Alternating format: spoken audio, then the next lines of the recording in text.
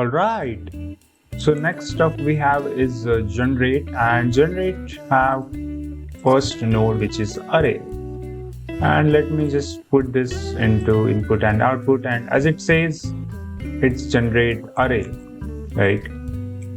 And that's pretty much it. Actually, there's no enough explanation to that, because it technically does not do anything rather than just creating an array. So let's just do, I don't know, 4. We can offset this relatively, or we can translate this, right? However, in however manner we can do that, right?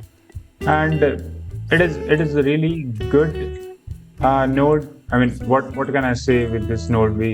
The one additional option we get is randomization, so that is good for creating multiple randomization operations.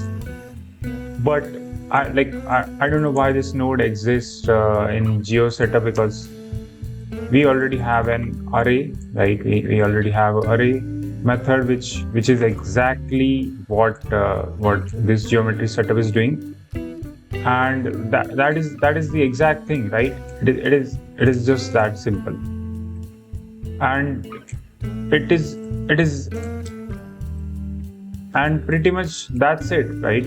We can add a circular curvature transformation, which already exists in our regular array, right? We can have circle or curve or transformation, all that stuff.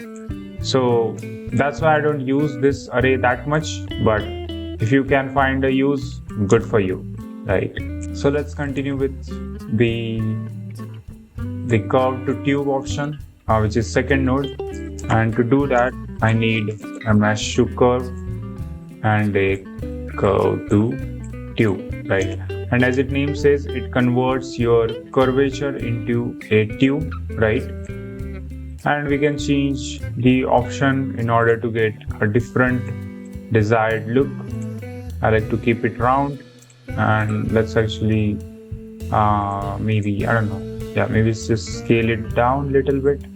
So it is a curve to tube. You can tweak this option. It is pretty much easy to understand. There's nothing in that. And then last node we have is a scatter on surface. So if I add a mesh here, and let me actually add a, maybe, I don't know, cone. Yeah.